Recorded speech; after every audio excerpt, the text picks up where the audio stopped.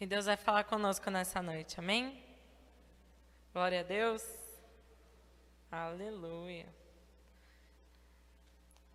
Então, curva sua cabeça, vamos pedir para que o Senhor venha falar conosco nessa noite. Que Ele fale conosco como igreja, amém? Então vamos fechar os nossos olhos, curvar a nossa cabeça. Deus Pai Todo-Poderoso, Senhor, chegamos ao momento, ó Deus, mais importante desse culto. Momento, ó Senhor Jesus, em que a sua palavra será lida, em que a tua palavra será, ó Senhor Jesus, compartilhada, onde vamos, ó Senhor Jesus, refletir sobre essa palavra, Deus, que traz vida em nós, que nos, Senhor, confronta acerca das nossas caminhos, das nossas ações, dos nossos pensamentos.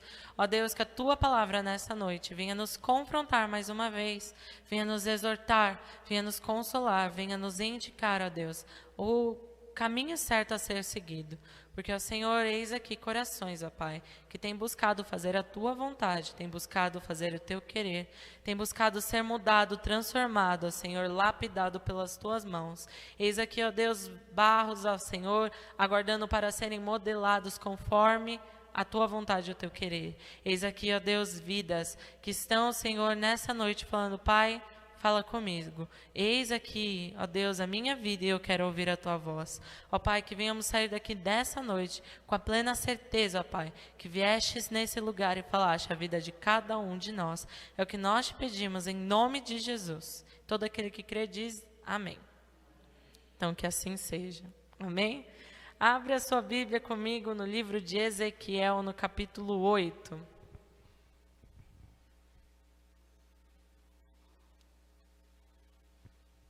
Profeta Ezequiel, capítulo 8.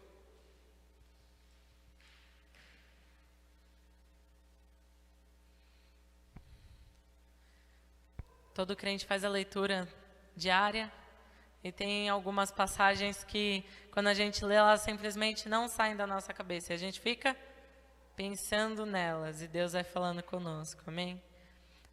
Ezequiel, capítulo 8, é exatamente isso.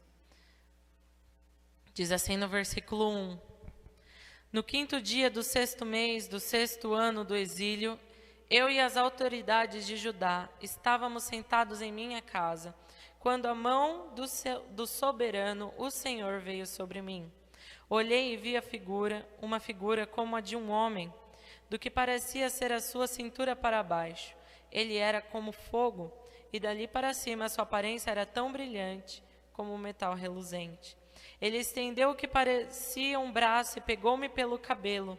O Espírito levantou-me entre a terra e o céu, e em visões de Deus, ele me levou a Jerusalém, à entrada da porta norte do pátio interno, onde estava colocado o ídolo que provocava o ciúme de Deus. Então, eis aqui, o profeta de Deus no meio do exílio, né, com algumas autoridades de Judá. E ali, nesse período, então, o Senhor vem sobre ele, nesse momento que ele está reunido com algumas pessoas em sua casa, e ele tem a visão como de um homem que se aproxima dele, e esse homem, da cintura para baixo, é como fogo, e da cintura para cima é como um metal reluzente.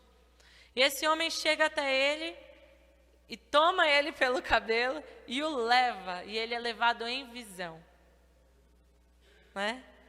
E ele é levado entre a terra e o céu, e ali ele tem visões, ele tem a mais plena certeza que o Senhor está ali com ele, mostrando algo importante que ele deveria prestar muita atenção. E ali, olha o que o Senhor mostra para ele, no versículo 3, vai falar que ele não vai para qualquer lugar, ele vai para a terra dele, a terra de Jerusalém. E na terra de Jerusalém, Deus o leva para o templo do Senhor. E ele se localiza dentro do templo, aonde? Na porta norte. Então, no templo ao redor dele tinham várias portas, e a porta norte é o lugar onde o profeta é levado. E ali, quando o profeta está olhando o local que ele está, a casa do soberano Deus, onde há a arca da aliança, ele encontra um ídolo. Um ídolo estava de pé no templo do Senhor. E ele fala que esse ídolo provocava ciúmes de Deus. Em outra tradição vai falar que esse ídolo causava ofensa a Deus. Quando eu comecei a ler esse texto, eu falei, Senhor, mas estava fácil de resolver, né, para o povo. Se estão entrando no templo e dão de cara com o ídolo, a primeira coisa que faz o fiel é o quê? Quebra lá. Resolveu o problema, quebrou de dentro da casa de Deus, joga fora um montão. Porque várias pessoas teriam visto isso ao entrar na casa do Senhor. Dariam de cara. Se o pastor de repente chegasse, imagina, a gente chega para um culto e de repente vê uma estátua no meio da entrada da igreja, o que a gente ia fazer? Simplesmente falar, nossa, uma estátua apareceu, é um sinal de Deus? Não, a gente ia falar, misericórdia, que afronta é essa do inimigo, não é mesmo? Mas aquela estátua estava lá, e por ser uma ofensa a Deus, isso indica que ela estava lá há muito tempo e que ninguém se incomodava com a presença dela. Somente Deus, porque era uma ofensa só a Ele. Aquilo não ofendia as pessoas que iam até o templo. Então a visão ela continua, olha comigo no versículo 4. E ali diante de mim estava a glória do Deus de Israel, como na visão que eu havia tido na planície. A presença de Deus estava naquele lugar. Mas o ídolo também estava presente. Versículo 5. Então ele me disse, filho do homem, olhe para o norte. Olhei para o lado norte e vi junto à porta do altar o ídolo que provoca os ciúmes ou ofensa de Deus. Olha onde que ele estava. Do lado do altar do Senhor. E ele me disse, filho do homem, você vê o que estão fazendo? As práticas repugnantes da nação de Israel, coisas que me levarão para longe do meu santuário, mas você verá práticas ainda piores que essas. E quando eu estava lendo, eu falei, Senhor, que mais que podem fazer ali, Deus, de ofensas mais repugnantes do que essa? E Deus fala uma coisa bem clara nesse versículo. Eles estão fazendo isso, estão me levando para longe do meu santuário.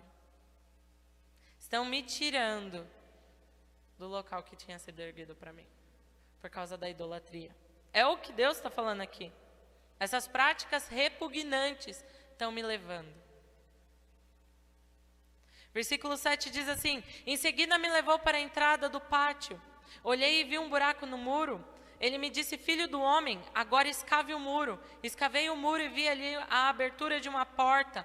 Ele me disse, entre e veja as coisas repugnantes e más que estão fazendo. Eu entrei e olhei. Lá, desenhadas por todas as paredes, vi todo tipo de criaturas rastejantes e animais impuros e todos os ídolos da nação de Israel.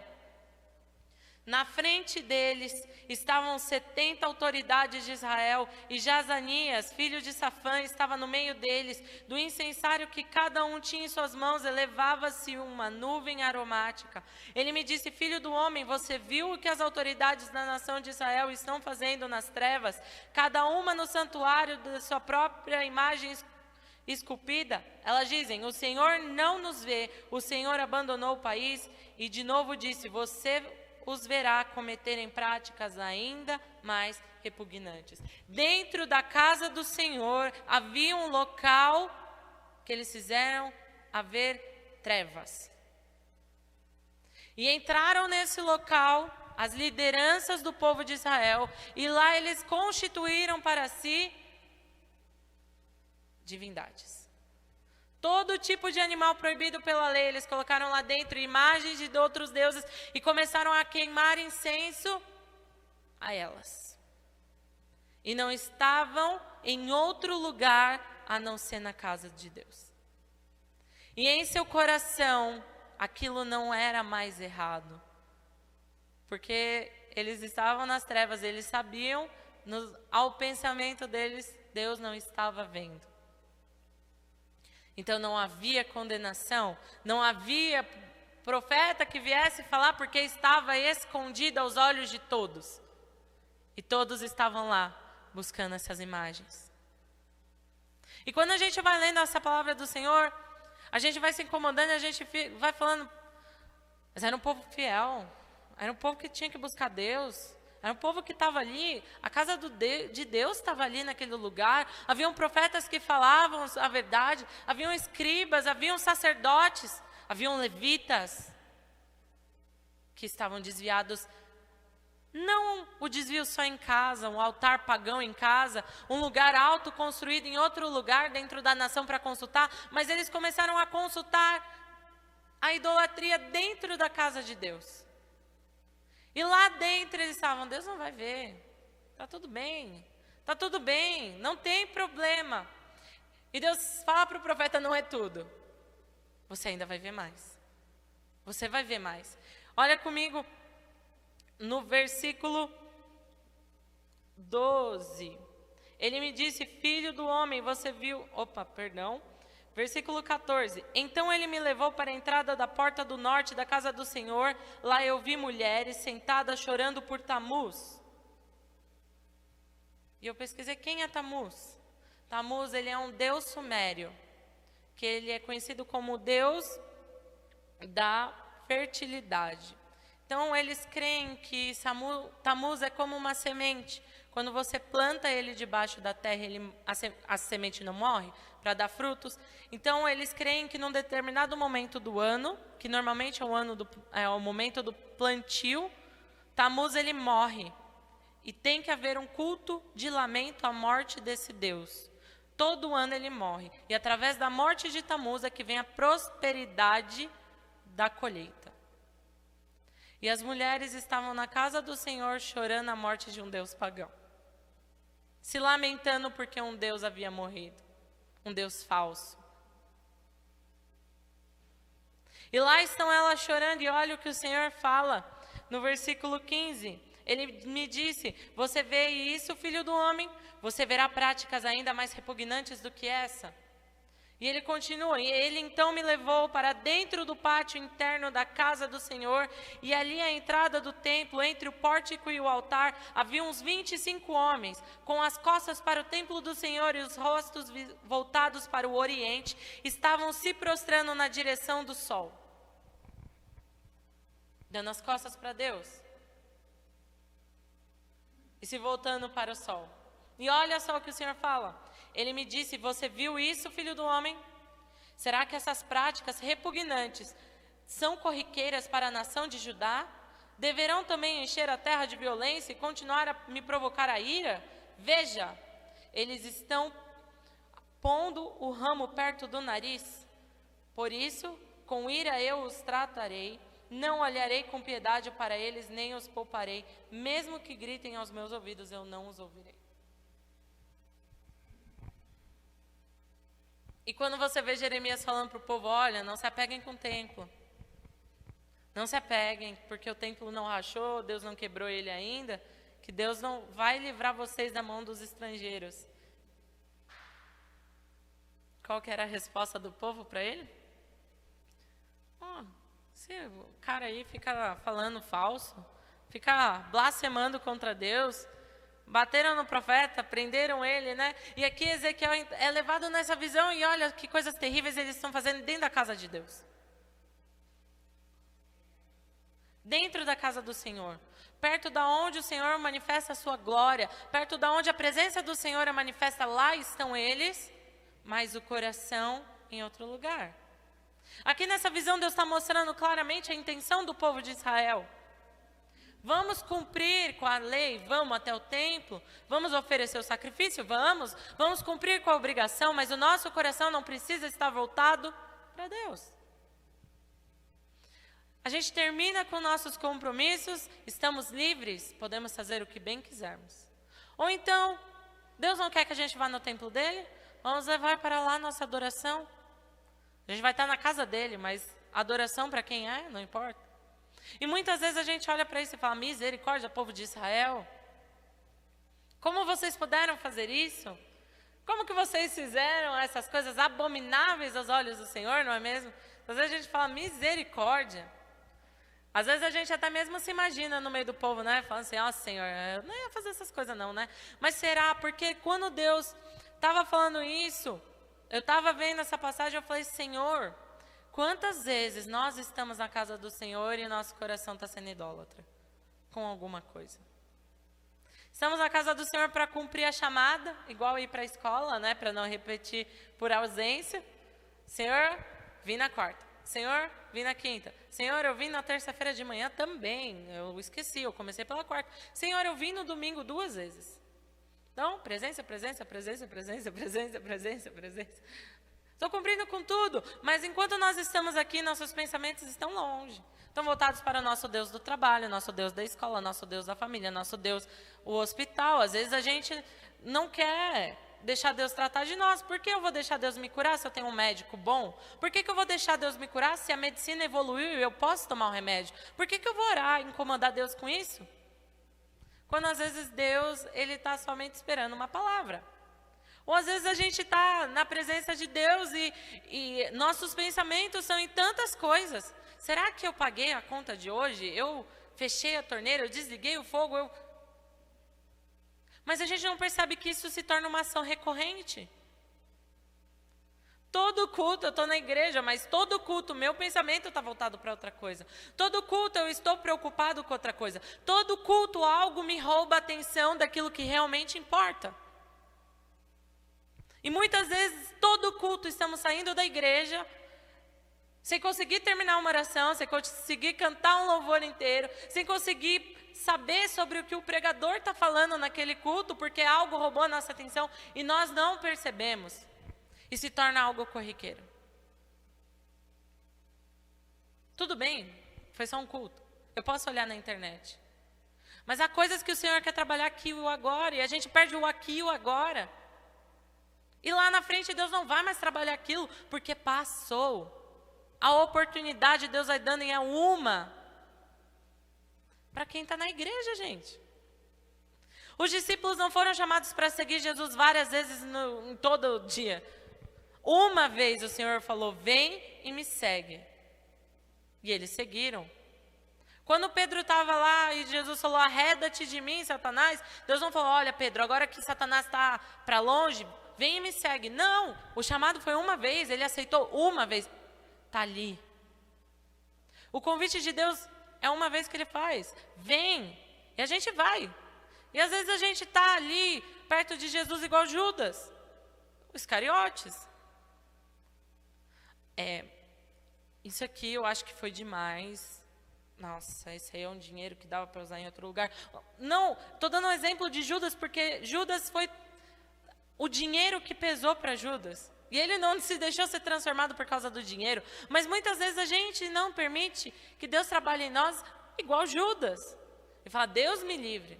Se a gente pudesse surrar Judas, a gente surraria ele até hoje. Né? A malhação do Judas.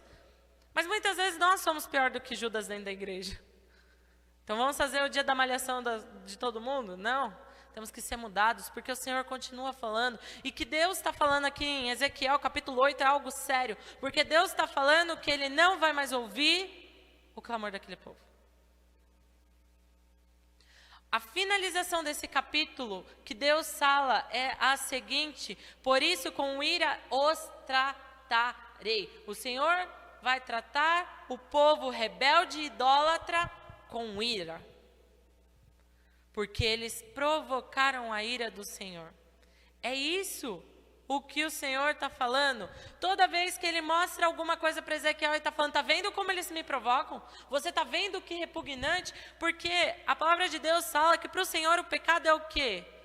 Repugnante aos olhos dEle. Cheira mal o pecado às narinas de Deus. Ele é um Deus santo, Ele não fica onde há sujeira. Ele se retira. E o povo de Israel não estava enxergando isso, que Deus estava cada vez mais longe. Imagina. Não vai fazer isso. Ele não vai. Não vai. E Deus estava. Chegou uma hora que Deus se retirou. E aí, Deus falou, agora o tratamento é outro. A forma de correção é outra. E muitas vezes nós estamos dentro da igreja e a gente não entende. Por que estamos passando por certos momentos de aperto? E às vezes é Deus tratando com a gente também. Tratando com a mão firme, para que a gente não termine de se desviar. Porque, gente, É mais difícil, lembra que o pastor falou, um desviado voltar para Deus do que uma pessoa que nunca pisou dentro da igreja aceitar Jesus, porque ouviu a palavra de Deus. E sabe, muita gente está dentro da igreja há anos impedindo o trabalhar do Espírito Santo, há anos rejeitando a voz de Deus, há anos dizendo, olha Deus, eu já estou vivendo, eu não sei que tanto o Senhor está falando. E quando as coisas apertam, fala, por que Deus faz isso comigo? Por que comigo é só exortação? Por que comigo nunca tem uma palavra boa? Vou começar a vir em cultos esporádicos, né? Algum deles não vai ser uma exortação, algum deles vai ser uma palavra de amor, né? Algum deles vai ter uma mensagem mais doce, parece que toda vez que eu venho na igreja é uma palavra dura, porque Deus está avisando. E é melhor Ele avisar antes de vir com a mão dele dura, para correção. Porque Deus corrige o filho que ama, gente. E nisso a gente tem que dar graças a Deus. Porque esse povo, nós vamos ver a correção de Deus aqui foi diferente, porque o tempo foi esgotado para arrependimento. Aqui, quando você olha capítulo 8 e o 9, que nós vamos ler o capítulo 9 juntos, nós estamos vendo, literalmente, prestem atenção, é a palavra de Jesus para a igreja sobre o final dos tempos. Muitos dentro da casa do Senhor terão o seu amor esfriado, muitos estarão dormindo, muitos não terão azeite em sua botija, muitos vão ouvir naquele dia, Senhor, Senhor, e Deus vai falar, não te conheço, se aparta de mim, mas eu expulsei demônios, eu orei por pessoas, elas foram curadas, eu ouvi o Senhor falar que me amava, mas Jesus vai falar, olha, eu não te conheço. Não sei quem é você, mas o Senhor já está avisando há muito tempo.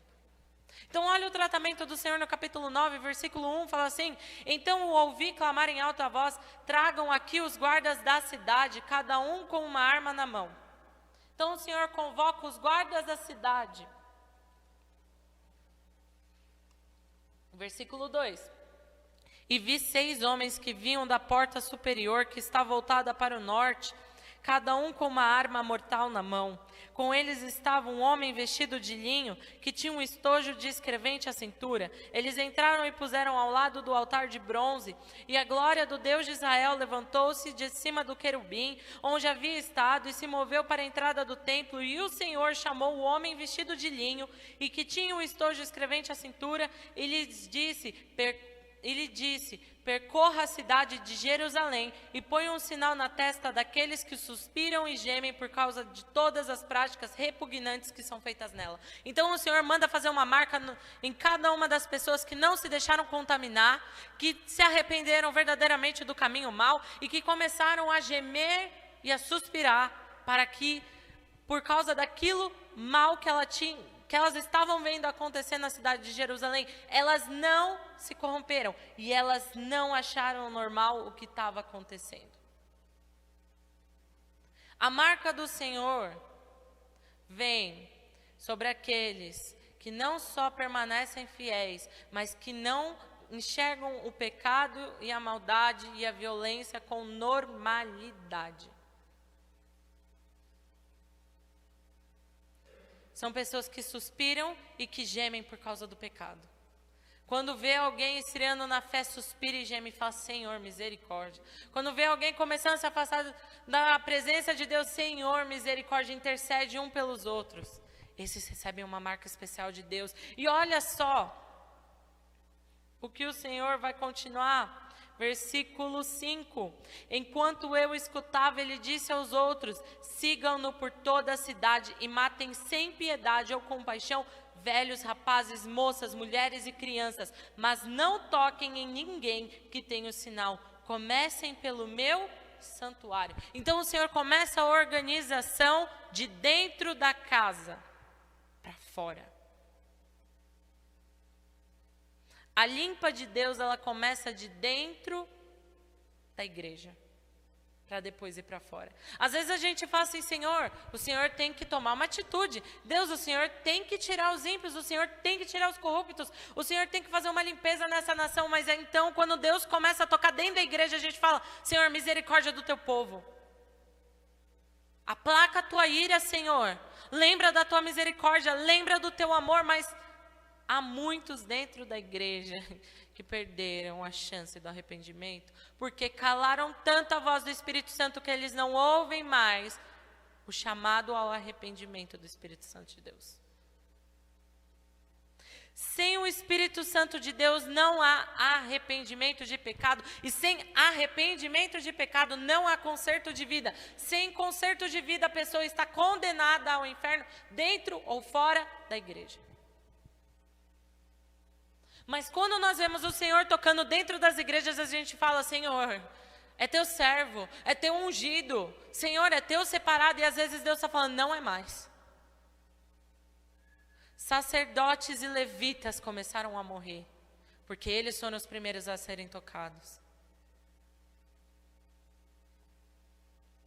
Foram separados, foram chamados e encarregados de cuidar das coisas dentro da igreja, mas não tinham respeito e responsabilidade pelas coisas do Senhor. Deus não vai levar em conta isso. Não tem problema fazer aquilo. Não tem problema faltar com respeito na casa do Senhor. Não tem problema eu saber que está errado e eu fazer. Não tem problema, não tem problema. O Senhor Ele releva. O Senhor não é tão duro assim. Mas acontece, meus queridos, é que quando o Senhor deixa as leis escritas na palavra dele, falando: eu não quero, eu não gosto, eu abomino, eu repugno isso, não tem conversa. Você pode ouvir a mesma frase que Daniel ouviu daquele anjo: homem muito amado, servo fiel. Se você não manter sua vida na fidelidade, no amor de Deus, meu filho, acabou. Esquece disso. Por isso que cada dia carrega a sua cruz e siga. E Deus deu o aviso, Deus falou com o povo: olha, vamos se arrependendo, vamos mudando, vamos buscando. E não. Então o Senhor fala assim, então eles começaram com as autoridades que estavam na frente do templo, e começou. Quando Deus fala: agora vai acontecer. Porque a palavra de Deus, ela não volta para ele vazia. Quando o Senhor falou: chegou o tempo que eu vou tratar com essa nação, o Senhor trata. Chegou o tempo que eu vou fazer a limpeza, Deus faz. Chegou o tempo que Deus fala: olha, eu não vou mais repetir isso aqui. Ele não repete. E é duro. É duro. Mas Ele faz isso porque Ele nos ama. Porque nós precisamos de um chacoalhão. Nós precisamos, às vezes, de que Deus nos tome pelos ombros e balance a gente forte e fala: olha, meu filho, acorda.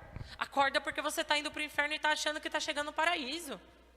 O paraíso que você está encontrando é de fogo e olha, é ranger de dente, é escuridão eterna. Acorda, você está indo para a direção errada. O caminho que eu disse para seguir é o estreito. Por que você está no largo? Você não percebeu que tudo está muito fácil? As coisas de Deus é batalha, é luta. Porque se fosse fácil a gente não dava valor. A salvação já é gratuita e muitos não dão valor. Agora, se todo mundo tivesse uma dívida do dia que nasceu até o dia que morrer, pagar pela salvação, você ia ver como o povo ia lutar para essa terra, todo mundo amar um ao outro, para todo mundo respeitar, para todo mundo ajudar um ao outro. Se fosse pago e custasse do bolso, todo mundo ia dar valor. Mas porque Jesus salvou de graça, as pessoas falam: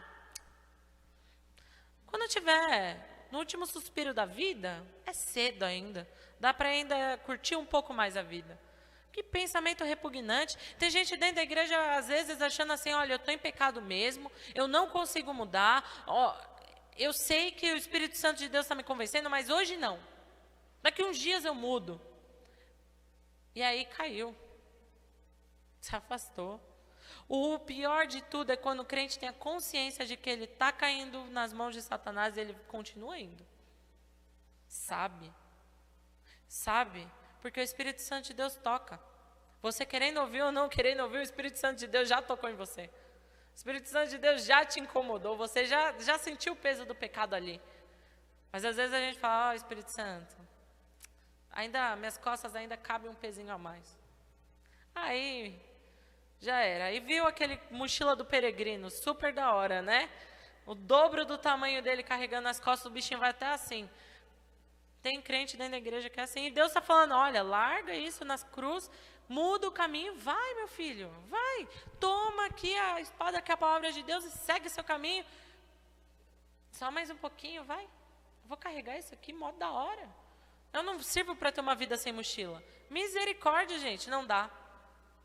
E olha só, então eles começam aí dentro, versículo 7, e ele lhes disse, contaminem o templo e encham de mortos os pátios, podem ir. Eles saíram e começaram a matança na cidade toda. Enquanto isso, eu fiquei sozinho. Então prostrei-me, rosto em terra, clamando, soberano Senhor, vai destruir todo o remanescente de Israel, lançando a tua ira sobre Jerusalém. Ele respondeu, a iniquidade da nação de Israel e de Judá é enorme. A terra está cheia de sangue derramado e a cidade está cheia de injustiça. Eles dizem, o Senhor abandonou o país, o Senhor não nos vê. Então eu, de minha parte, não olharei para eles com piedade, nem os pouparei, mas farei cair sobre a sua cabeça o que eles têm feito. O que o Senhor está falando aqui, não adianta, profeta.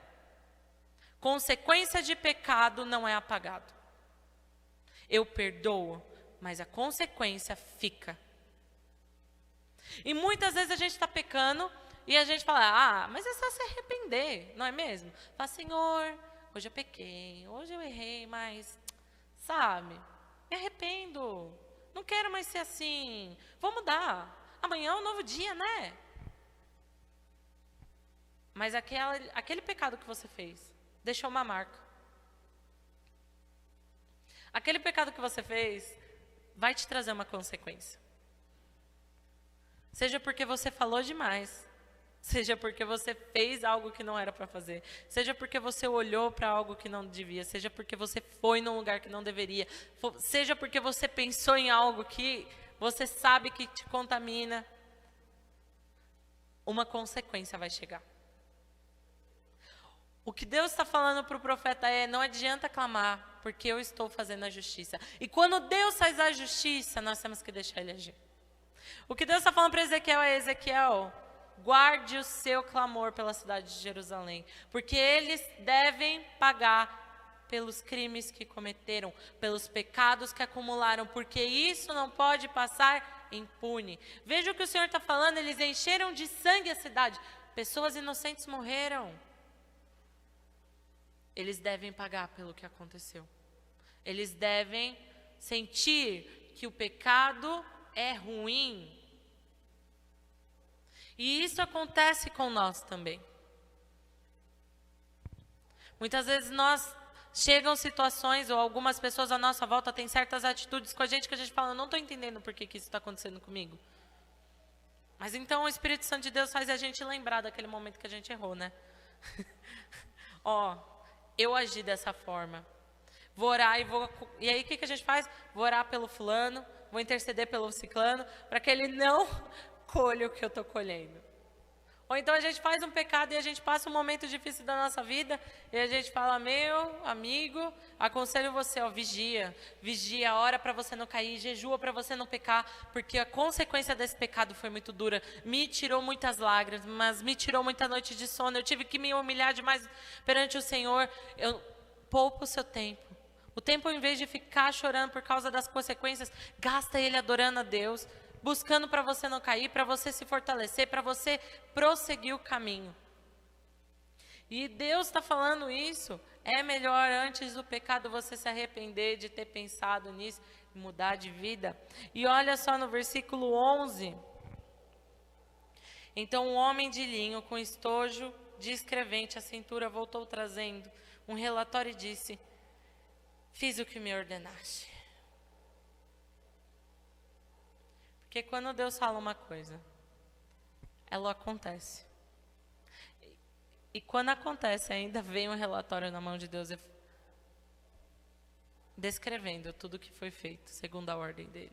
Lembra quando a gente fala que a palavra do Senhor não volta para ele vazia, antes cumpre o propósito aqui? Ela foi submetida? Voltou a palavra de Deus para ele. Eu cumpri. Está feito. Então nós devemos estar atentos a todo momento, porque a palavra de Deus a gente às vezes fantasia demais. A gente acha que é um conto de fadas. É um conto de fadas, sabe? O pecado é uma ilusão, a consequência do pecado é inexistente, a gente fantasia demais. A gente acha que brincar com o Espírito Santo, sabe? Espírito Santo, hoje eu estou com você, hoje eu estou fora, hoje eu estou dentro, hoje eu estou fora. Sabe aquele negócio, uma coisa que eu também demorei muito para acordar, sabe? Aquele negócio de brincar com as coisas do mundo. Eu amo ouvir só música do mundo, eu amo só me encher de coisa do mundo, é só desenho do mundo, é só jogo do mundo, é só as coisas desse mundo. A gente ama, a gente vai abraçando, abraçando, abraçando, e depois a gente fica, Espírito Santo, o que está acontecendo? Eu não estou entendendo essa mudança drástica. E Deus está falando, não. Peraí, vamos voltar a partir do dia que você decidiu que você não queria mais fazer as coisas que eu te confiei. Vamos voltar para aquele dia que você, em vez de me adorar, você começou a cantar e se encher com coisas do mundo, e você deixou ser influenciado por outras pessoas, e você deixou, porque o povo aqui, até as autoridades, um influenciou para o outro, olha, não adora a Deus não, sabe? Vamos adorar esse Deus, Tammuz aqui, Tammuz é da hora, Tammuz ele morre e ele volta. Vamos aqui, é tipo choro de enterro, sabe? É mó da hora, a gente reflete sobre a vida aí. Vamos ficar. Tem gente que é assim. E aí, fala assim, eu não sabia que Tammuz morria. Ele morria e ele volta, Depois que eu fiz o culto do Tammuz, as coisas prosperou. Minha casa pagou uma parte de dívida. Bora. Aí a pessoa fala, pagou dívida? Vou acender um incenso para Tammuz. Tem gente dentro da igreja que é assim. É assim. E aí, quando a corda aperta o pescoço, a gente fala, vou voltar para a casa de Deus, eu vou voltar para o caminho, vou voltar. Nunca mais, Senhor, nunca mais. Aí, quando as coisas ficam bonança de novo, Tammuz está ali, eu vou de lá de novo. Só que chega uma hora que não tem mais volta. Porque o Espírito Santo de Deus, gente, não tem como a gente ficar fazendo de bobo, não. Não tem. Não tem. A nossa insistência em pecado, a nossa insistência em ignorar, a nossa insistência em calar a voz de Deus, uma hora cala mesmo. E não adianta a gente falar, por que Deus não quer mais falar comigo? Eu vi um testemunho de uma moça uma vez na internet, e esse testemunho, ele me chamou muita atenção. Ela estava na igreja, firme, e aí, quando ela foi batizada em línguas, ela foi batizada numa igreja que não tinha muito costume. E aí ela sentiu todo mundo olhando para ela quando ela começou a falar em línguas. Ela falou, ai credo, nunca mais eu vou falar. Eu não quero mais isso não. E aí ela começou e ela sentia vontade de falar em línguas. Ela ia reprimindo. Até que uma hora essa vontade passou. Por muitos anos. Mas ela sentiu que no dia que a vontade parou, a vida dela com Deus foi totalmente diferente. Quando ela lia a Bíblia, não era a mesma forma de antes. Quando ela ia para o culto não era igual. Quando ela abria a boca para orar, ela sentia que Deus não recebia a oração dela. E aí circunstâncias da vida, ela mudou de igreja, ela começou a ir numa igreja que era avivada. E nessa igreja, ela começou a ver as pessoas falando em línguas. E ela começou a perceber que dentro dessa igreja, conforme as pessoas iam falando em línguas, o Espírito Santo ia enchendo ela de uma alegria. E ela via as pessoas pulando, as pessoas dançando, as pessoas correndo na presença de Deus. E aquilo tocou ela de uma maneira que ela falou, eu quero isso. Eu preciso disso. E ela se lembrou da vez que o Espírito Santo tocou nela e ela calou a voz dele. E a moral da história dela foi, não façam isso que eu fiz. Eu gastei anos chorando, me humilhando perante o Senhor, pedindo perdão para o Espírito Santo, pela forma como eu o havia entristecido. Ela falou assim, eu não voltei a falar em línguas de uma hora para outra. Ela falou, eu buscava todo dia, com lágrimas, me derramava no altar do Senhor e pedia perdão, até que eu senti que Deus me perdoou. Ela falou, até que o Espírito Santo de Deus tocou em mim de novo. Ela falou, foram noites em claro, clamando pela presença dele. Foram horas que eu gastei implorando para que ele me perdoasse, que eu pudesse sentir de novo essa alegria da salvação. Então nós não podemos deixar chegar nesse nível. Às vezes a gente não fala, não quero, a gente simplesmente fala Espírito Santo. Não é bem assim. O fulano me falou que é de outra forma. Ou então a gente fala, eu ouvi na rádio, eu ouvi no louvor, eu ouvi esse pregador na internet. Gente, é melhor a gente não desperdiçar o tempo e investir ele na presença do Senhor, do que desperdiçar a oportunidade do Espírito Santo e depois ficar um grande tempo tentando consertar um erro que a gente podia ter evitado. Simplesmente com um pedido ao Senhor. Às vezes, se você não tem força, você fala: Senhor, me ajuda. Me ajuda. Eu quero mudar. Eu não quero pecar. Porque o Espírito Santo de Deus, ele aguarda pela gente, ele nos ajuda, ele vem e nos ajuda. Se o povo de Israel, quando tivesse sido tentado para começar a idolatria, tivesse clamado ajuda a Deus, para Deus fortalecer eles, Deus tinha fortalecido, eles não tinham caído no pecado. A mesma coisa Deus fala com a gente hoje. Peça ajuda. Clama a mim, eu responder-te-ei.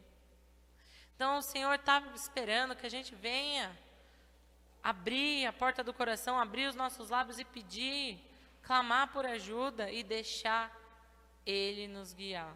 Porque não adianta nada também a gente pedir ajuda, Ele falar, ou Ele vir ajudar e a gente falar: hoje não, amanhã, tá bom?